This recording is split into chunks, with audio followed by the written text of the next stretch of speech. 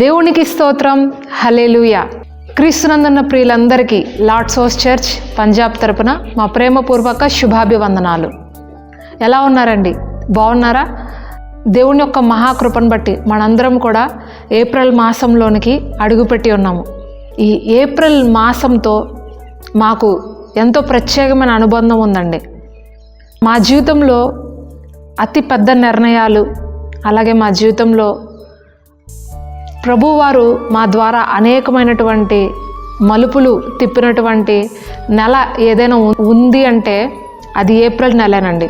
అందులో ప్రాముఖ్యంగా 3 విషయాలు నేను మీతో చెప్పాలనుకుంటున్నాను.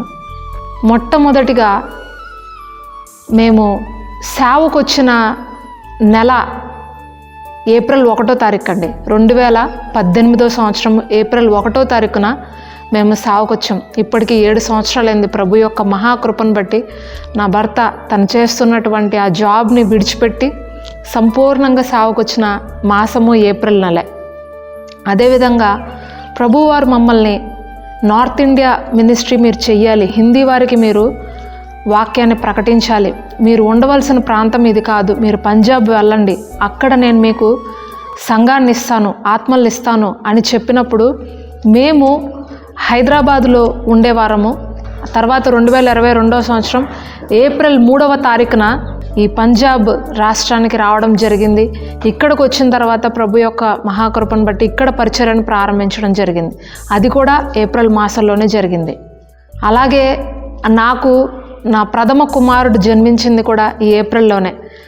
వివాహమైన తర్వాత 3 సంవత్సరాల వరకు నాకు సంతానం లేదు. ప్రభువారు నన్ను ప్రేమించి నా ఒంటరితనంలో నాకు ఇచ్చిన బహుమానము నా కుమారుడు. అది కూడా ఏప్రిల్ మాసంలోనే జరిగింది. ఇంకా చెప్పాలంటే ఎన్నో ఉన్నాయి, కానీ ఈ 3 విషయాలు నన్ను ఎంతగానో ప్రభావితం చేశాయి. అందుకనే ఏప్రిల్ అంటే నాకు చాలా ఎంతో ఇష్టమైన నెల. ప్రతి సంవత్సరం ఏప్రిల్ వస్తుందంటే ప్రభువారు ఇంకే అద్భుతం చేస్తారు, ఇంక ఎలాగా మనల్ని కొత్త మార్గంలోకి నడిపిస్తారు, ఏం చెప్తారు ఈ నెల, ఏమవుతుంది, నెక్స్ట్ ఏం జరుగుతుంది అనే ఒక ఆతృతతో ఆసక్తితో ప్రతి సంవత్సరం ఏప్రిల్ కోసం నేను వెయిట్ చేస్తాను. హల్లెలూయా. నేను నిండు మనస్సుతో ప్రభువైన యేసుక్రీస్తు వారి నామంలో మిమ్మల్ని అందరినీ కూడా ఆశీర్వదించుచున్నాను. ఈ ఏప్రిల్ మాసం మీ అందరికీ కూడా సంతోషాన్ని, సమాధానాన్ని, అదేవిధంగా దేవుని యందు గొప్ప అద్భుత కార్యాలను మీరు పొందుకొందురుగాక. హల్లెలూయా. కీర్తనల గ్రంథము 37వ అధ్యాయము 22వ వచనంలో ఈ విధంగా రాయబడింది: యెహోవా ఆశీర్వాదము నొందినవారు భూమిని స్వతంత్రించుకుందురు. యెహోవా ఆశీర్వాదం నొందినవారు భూమిని స్వతంత్రించుకుంటారు. ఎప్పుడు కూడా మనము క్రీస్తునందు ఆశీర్వదించబడాలి, ప్రతి ఒక్క ప్రాంతాన్ని మనము స్వతంత్రించుకోవాలి అని ప్రభువైన యేసుక్రీస్తు వారు ఆశపడుతున్నారండి. మనము దేవుణ్ణి అడుగుతున్నప్పుడల్లా ప్రభు మనల్ని ఆశీర్వదిస్తారు. ఈ వాక్యం నేను ఎప్పుడు చదువుతున్నా సరే ప్రభువుని వెంటనే ఈ మాట అడుగుతా: ప్రభువా, నన్ను ఆశీర్వదించు.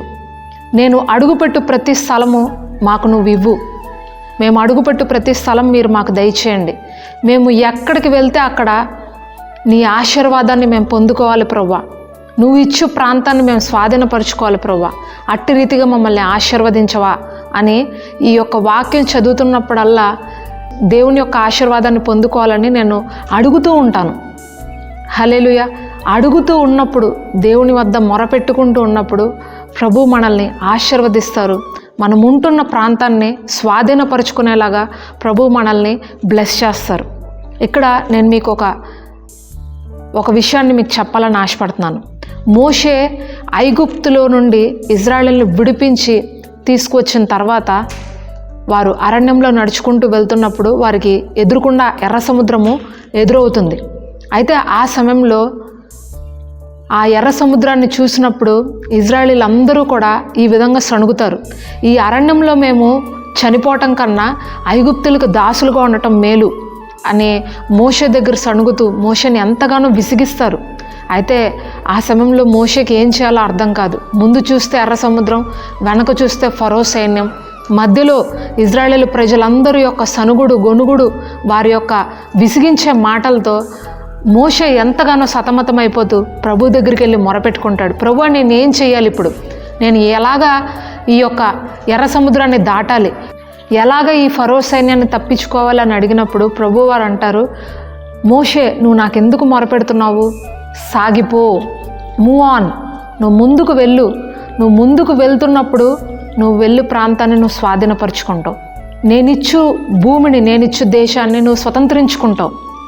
ఆ విధంగానే మోషే తన చేతిలో ఉన్నటువంటి కర్రను ఎర్ర సముద్రం వైపు ఎత్తినప్పుడు అది 2 పాయలుగా చేయబడి ఆరిన నేలపైన ఇజ్రాయేలు ప్రజలందరూ కూడా నడుచుకుని వెళ్ళారు. ఆ తర్వాత వారు ఏ దేశంలో నుండి నడుచుకుంటూ వెళ్తున్నారో, ఏ ఒక్క ప్రాంతంలో వారు అడుగుపెట్టారో అక్కడ ఉన్నటువంటి దేశాలన్నింటినీ వారు స్వతంత్రించుకున్నారు. ఆ దేశంలో ఉన్నటువంటి గొప్ప గొప్ప రాజులు, అమోరీలు, హిత్తీలు, పెరిజీలు, హివ్వీలు, గిర్గాషీలు అనేటువంటి ఈ గొప్ప గొప్ప సైన్యాలని, గొప్ప గొప్ప దేశం యొక్క రాజుల్ని ఓడించి ఆ ప్రాంతాలను వాళ్ళు స్వాధీనపరచుకోవడము ప్రారంభించారు. ప్రియమైన సోదరి సోదరులారా, ప్రభువు వారు ఎప్పుడూ కూడా మన నుంచి ఎలాంటి వ్యక్తిత్వాన్ని ఎక్స్పెక్ట్ చేస్తారంటే మనము మూవ్ ఆన్ అవ్వాలని, మనము ఉన్న ప్రాంతంలో ఉండిపోవడము, మనము ఏ ఒక్క సమస్యలో నలిగిపోతున్నామో అదే సమస్యలో తిరుగుతూ ఉండడము అనేది దేవుని చిత్తం కాదు. మీరు ఒక సమస్యలో కనుక నలిగిపోతుంటే, ఒక ఇబ్బందికరమైనటువంటి పరిస్థితుల్లో నలిగిపోతుంటే అదే సమస్యలో సంవత్సరాల తరబడి ఆగిపోయి అక్కడే కూర్చుని ఏం చేయాలి, ఇంక ఇదే నా జీవితము, ఈ సమస్యలతోనే నేను ఉండాలేమో, ఈ యొక్క కష్టాలతోనే నా బ్రతుకు ఉంటుందేమో, ప్రభు ఎందుకు నన్ను ఇలా విడిచిపెట్టారు, దేవుడే కనుక ఉండుంటే నాకు ఈ కష్టం ఎందుకు, ఈ విధంగా ఆలోచిస్తూ మనుష్యుల మీద ఆధారపడుతూ నేను మనుషుల దగ్గరికి వెళ్ళి వారి దగ్గరికి వెళ్ళి సలహా అడిగితే బాగుంటుంది, దైవజనుల దగ్గరికి వెళ్ళి సలహా అడిగితే బాగుంటుంది, వాళ్ళు ఏం చెప్తారో చూద్దాము, వాళ్ళు ప్రార్థన చేస్తే నా జీవితంలో ఏదైనా మేలు జరుగుతుందేమో, ఈ విధంగా ప్రతి క్రైస్తవుడు, ప్రతి క్రైస్తవురాలు కూడా వారి మీద వీరి మీద ఆధారపడుతూ వారి యొక్క సమయాన్ని, వారికి దేవుడు ఇచ్చినటువంటి ఆ యొక్క సువర్ణ అవకాశాలను పోగొట్టుకుంటూ ఉంటారు. దానివల్లనే అనేక మంది జీవితాల్లో ఆశీర్వాదం లేదు, అనేక మంది జీవితాల్లో విస్తరణ లేదు, అనేక మంది జీవితాల్లో వారు అడుగుపెట్టే ప్రాంతాల్లో ఆశీర్వాదానికి బదులుగా నష్టాన్ని, కీడుని, ఇబ్బందుల్ని వాళ్ళు ఎదుర్కొంటున్నారు. ప్రియమైన సోదరి సోదరులారా, మీ జీవితం ఎలాగుంది? మీరు మూవ్ ఆన్ అవుతున్నారా, లేదంటే ఎదుగు లేని జీవితంలో అలాగే అక్కడే ఉండిపోతున్నారా? దేవునితో నడుస్తూ ఉన్న వారితో దేవుడు కూడా నడుస్తాడండి. దేవునితో మాట్లాడే వారితో దేవుడు మాట్లాడతాడండి. ఇజ్రాయేలీలు మేఘము నడుస్తున్నప్పుడు నడిచారంట, మేఘస్తంభము నడుస్తున్నప్పుడు వాళ్ళు కూడా నడిచారంట. మేఘస్తంభము ఆగిపోయినప్పుడు వాళ్ళు కూడా ఎన్ని దినాలు ఆగిపోతే అక్కడే ఉండిపోయారు, ఎన్ని నెలలు ఆగిపోతే వాళ్ళు ఏ ప్రాంతంలో ఆగిపోయారు ఆ ప్రాంతంలోనే ఉండేవారు. మళ్ళా మేఘస్తంభం కదిలినప్పుడే వాళ్ళు కదిలేవారు. మీ జీవితం కూడా దేవునికి నచ్చినట్టుగా మలుచుకున్నప్పుడు, దేవుడు వెళ్ళు అన్నప్పుడు వెళ్ళడము, ఆగు అన్నప్పుడు ఆగడము, వద్దు అన్నప్పుడు ఆ పని చేయకుండా ఉండడము చేస్తున్నప్పుడు మీరు అడుగుపెట్టు ప్రతి స్థలాన్ని ప్రభువారు మీకు ఇవ్వడము ప్రారంభిస్తారు. మీరు అడుగుపెట్టు ప్రతి ప్రాంతంలో ఆశీర్వాదాన్ని మీరు చూస్తారు. హల్లెలూయా. దావీదు ఒక గొర్రెల కాపరిగా తన యొక్క జీవితాన్ని ప్రారంభించాడు. ప్రభువారు ఎక్కడికి వెళ్ళమంటే అక్కడికి వెళ్ళాడు, ఎవరితో యుద్ధం చేయమంటే వారితో యుద్ధం చేశాడు, ఏ శత్రువుని పడగొట్టాలో ఆ శత్రువుని పడగొట్టాడు, ఎవరిని విడిచిపెట్టాలో వారిని విడిచిపెట్టాడు. ఒక గొర్రెల కాపరిగా, ఒక చిన్న దాసుడిగా ప్రారంభించబడిన అతని జీవితము ఒక దేశానికి రాజుగా అయ్యేంతగా ప్రభువారు అతన్ని విస్తరించారు, ఆశీర్వదించారు, అనేక దేశాలు స్వాధీనపరుచుకునేలాగా చేశారు. అబ్రహాము తన యొక్క ఇంటిని, తన దేశాన్ని, తన బంధువుల్ని, తన తల్లిదండ్రుల్ని విడిచిపెట్టి బయటకు వచ్చినప్పుడు అనేక జనములకు తండ్రిగా మారాడు, వాగ్దాన కుమారుణ్ణి పొందుకున్నాడు. గొప్ప గొప్ప కార్యాలు తన యొక్క జీవితంలో అబ్రహాము చూశాడు. ఆశీర్వాదానికి కారకుడుగా ఆయన మారాడు. ఈరోజు మీ జీవితంలో ఆశీర్వాదాలను చూస్తున్నారా, లేదంటే ఆటంకాలను చూస్తున్నారా? ఏ పని చేసినా ఆటంకమేనండి, ఎందులోకి వెళ్ళినా సరే నష్టమేనండి, ఏది పట్టుకున్నా నష్టమేనండి, అప్పులేనండి, ఆర్థిక ఇబ్బందులేనండి అని మీరు చెప్తున్నారేమో. అయితే ప్రభువారు మీతో మాట్లాడుతున్నారు, ఉన్న స్థలంలో ఉండడం నా చిత్తం కాదు, నువ్వు ముందుకు వెళ్ళాలి, నువ్వు ముందుకు సాగాలి. నువ్వు ముందుకు సాగుతూ ఉంటే, నేను వెళ్ళమన్న ప్రాంతానికి వెళ్తే, నేను ఎక్కడికి పంపిస్తే అక్కడికి నువ్వు మూవ్ అవుతూ ఉంటే నేను నిన్ను ఆశీర్వదిస్తాను. నువ్వు వెళ్ళే ప్రాంతాన్ని నువ్వు స్వతంత్రించుకుంటావు. హల్లెలూయా. ఇజ్రాయేలీలతో ప్రభువారు ఈ విధంగా చెప్తారు, నీవు ఈ యొక్క పర్వతం చుట్టూ తిరిగిన కాలం చాలును, నువ్వు ఉత్తర వైపుకు తిరుగు అని ద్వితీయోపదేశ కాండం 2వ అధ్యాయంలో రాయబడి ఉంటుంది. మీరు మీ సమస్యల చుట్టూ తిరిగినంత కాలము మీ సమస్యలు మిమ్మల్ని వెంబడిస్తూనే ఉంటాయి, మీ కష్టాలు మిమ్మల్ని వెంబడిస్తూనే ఉంటాయి. దేవుడు చూపించే మార్గాన్ని వైపు తిరిగినప్పుడు, దేవుడు పంపించే ప్రాంతం వైపుకు మీరు వెళ్ళినప్పుడు అద్భుతాలు చూస్తారండి. కంఫర్ట్ జోన్లో ఉండే వాళ్ళతో, అన్ని బాగున్న చోట్ల ఉండే వాళ్ళతో దేవుడు తన కార్యాన్ని చేయడు.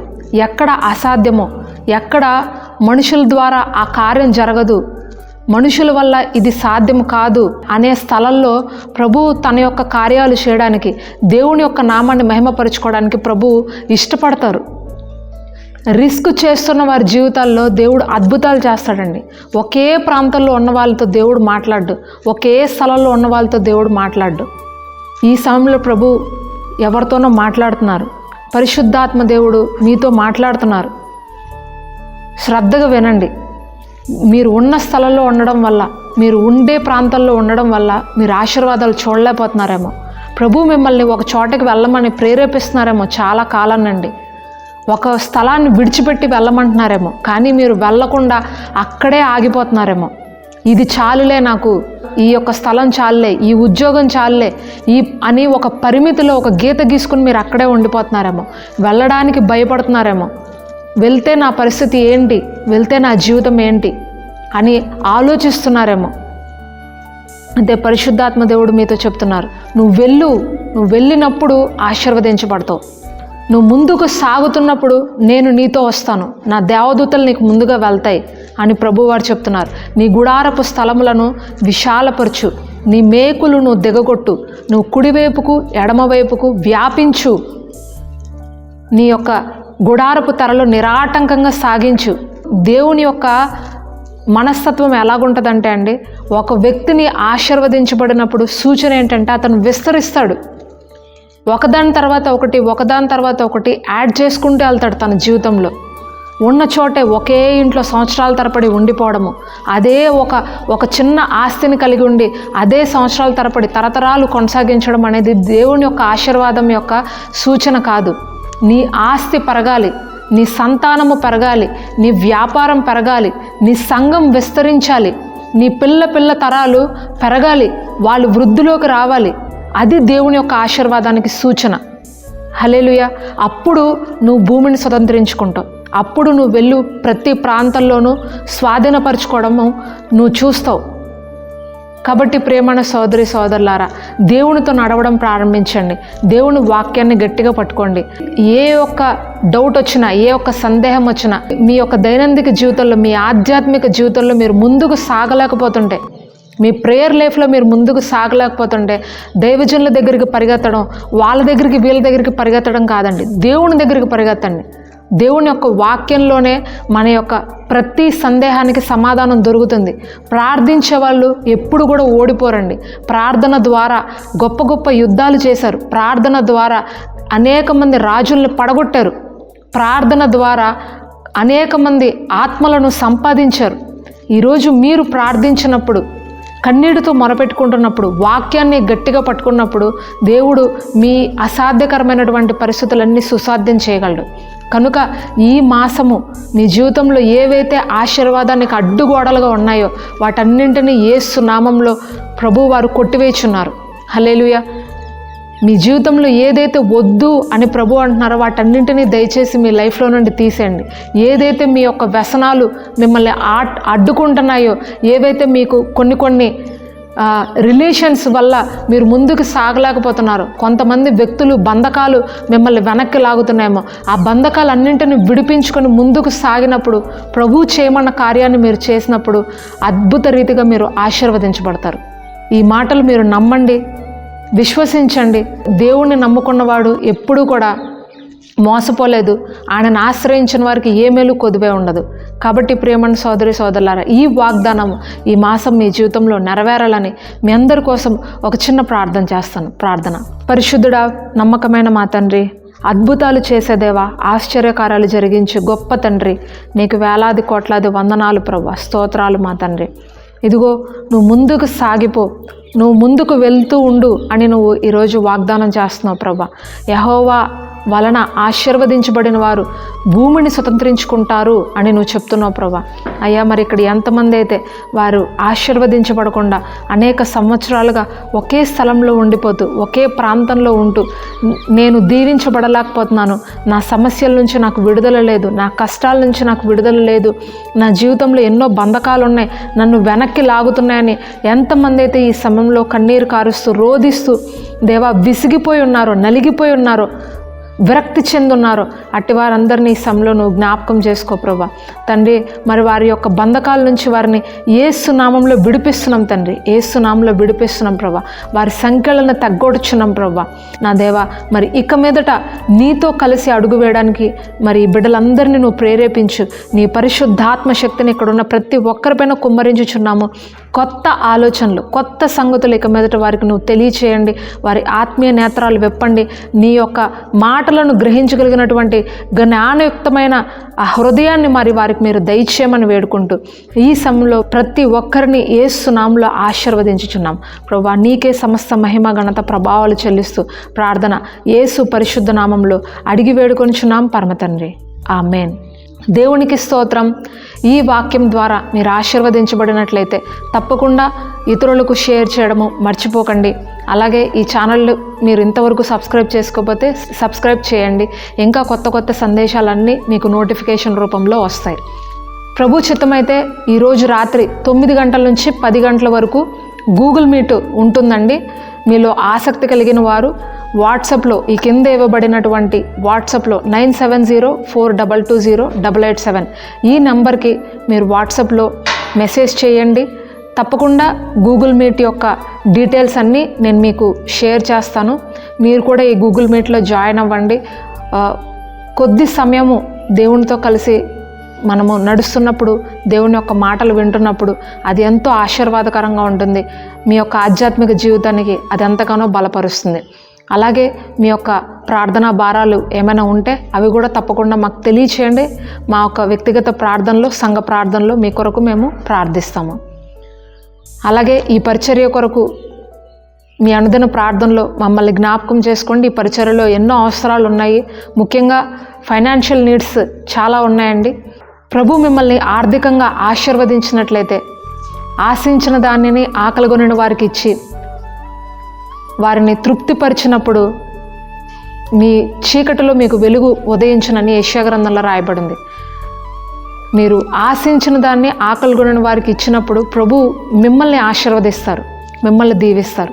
కనుక ఇలాంటి దీన పరిచర్యలో, ఇలాంటి చిన్న చిన్న పరిచర్యల్లో ఒక మిషనరీ లాగా మేము ఇక్కడికి వచ్చి పరిచర్య చేస్తున్నాము. ఇలాంటి పరిచర్యలో మీరు మీ యొక్క గుప్పిళ్ళు విప్పినప్పుడు ప్రభు మిమ్మల్ని ఆశీర్వదిస్తారు, మీ యొక్క ప్రతి అవసరాలను తీరుస్తారు. మీరు ఎక్కడెక్కడైతే మీకు లోపాలు ఉన్నాయో, నీడ్స్ ఉన్నాయో వాటన్నింటినీ ప్రభు ఫుల్ఫిల్ చేస్తారు. God bless you. దేవుని ప్రేమ, ఆయన కాపుదల మీకు, మీ కుటుంబాలకు ఈ మాసమంతా తోడుగా ఉండి నడిపించును గాక. ఆమెన్.